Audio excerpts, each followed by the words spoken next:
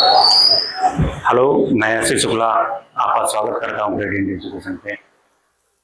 तो देखो, जो पहला चैप्टर था केमिस्ट्री का, some basic concept of chemistry, वो तो हमने करा दिए हैं सारे उसके क्वेश्चंस। कुछ उसमें मतलब और थोड़ा बैठ जाते हैं, अगर प्रीवियस क्वेश्चंस की बात करें तो उनको भी हम आने वाली सीरीज में करा देंगे।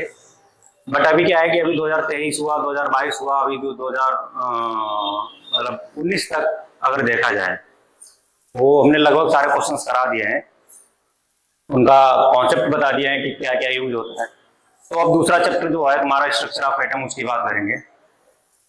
देखो, हमारा जो क्वेश्चन कराने का तरीका है उसमें हम क्या करते हैं कि सामने पहले क्वेश्चन तुम्हारा आता है, आपको 5 सेकंड 10 सेकंड दिए जाते हैं कि उसमें तुम खुद अपना दिमाग यूज लगाओ और उसमें देखो कि हाँ क्वेश्चन कैसे हो सकता है।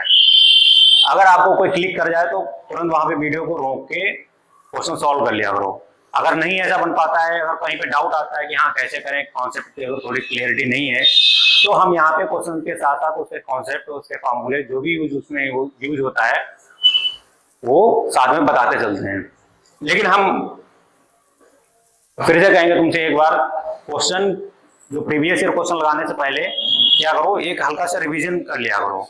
जो बेसिक फॉर्मूलेज हैं वो तुम्हें याद होने चाहिए, जिससे कि तुम्हारे और उसमें कॉन्सेप्ट में पकड़ बन पाए।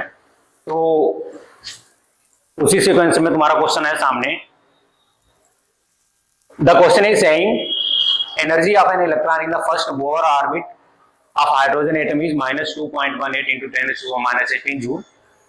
It's energy in the third Bohr orbit is, options दे रखे हैं, 1/27 of this value, 1/3 of this value, 3 times of this value, 1/9 of this value.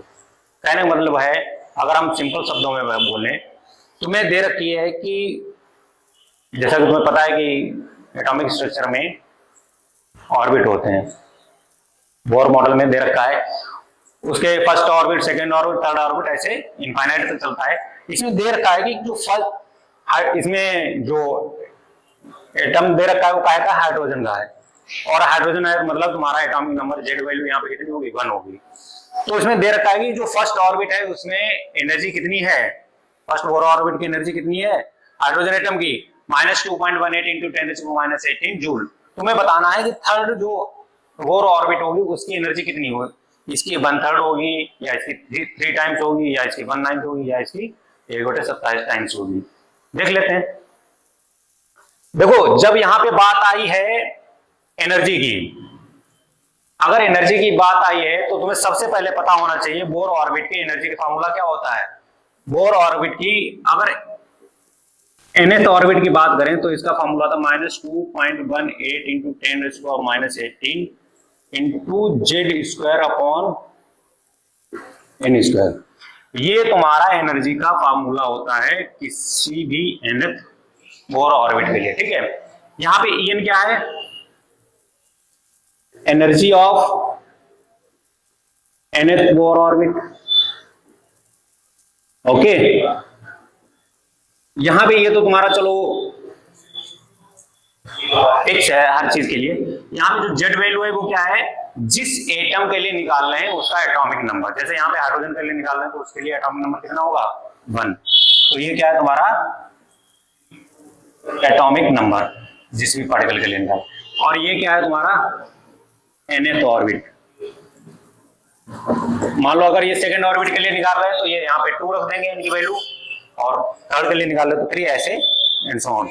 तो यहाँ पे बोला गया, देखो फर्स्ट ऑर्बिट की अगर बात करी जाए, फॉर फर्स्ट ऑर्बिट एनर्जी कितनी होनी चाहिए, -2.18 into 10⁻⁻18। यहाँ पे जब हाइड्रोजन एटम है, ध्यान रखना, यहाँ पे H एटम है तो इसके लिए एटॉमिक नंबर कितना होना चाहिए, Z बराबर 1 होना चाहिए। ये तो तुम्हारा 1 हो गया। अब फर्स्ट ऑर्बिट की बात हो रही है, यहाँ पे n भी 1 होना चाहिए, तो मतलब 1 का स्क्वायर डिवाइड बाय 1 का स्क्वायर। देखो, अगर ये चीज हमें ना भी दे रखी होती तब भी हम हाइड्रोजन एटम का फर्स्ट ऑर्बिट में उसकी एनर्जी हम निकाल सकते थे।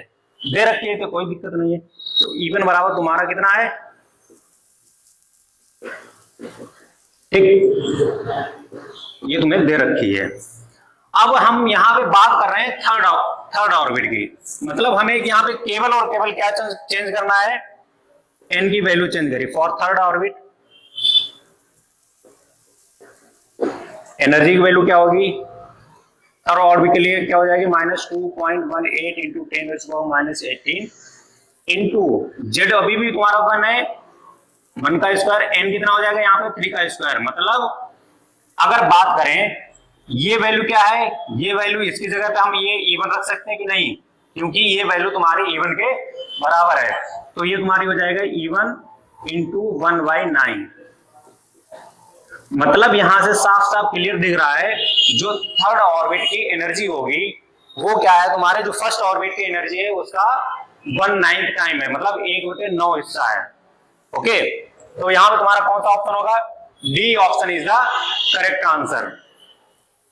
तो अगर तुमने देखा होगा इस क्वेश्चन में लगाने के लिए तुम्हें बस एक फॉर्मूला चाहिए था कि जो एनर्जी होती है that is directly proportional to the Z square upon N square. तुमने ये चीज देखी थी, देखो ये तुम्हारी कांस्टेंट चीज है, तो यहां से हम एक चीज लिख सकते हैं, जो nth ऑर्बिट की जो एनर्जी होती है वो क्या होती है, Z square upon N square, Z square upon N square. मतलब जैसे जैसे ऑर्बिट बढ़ेगी एनर्जी तुम्हारी क्या होगी, यहाँ पे माइनस वैल्यू है तो मतलब जैसे जैसे ऑर्बिट संख्या बढ़ती चली जाएगी एनर्जी तुम्हारी बढ़ती चली जाएगी। ठीक है, अगर ये पॉजिटिव वैल्यू होती तो क्या होती, कम होती चली जाती है।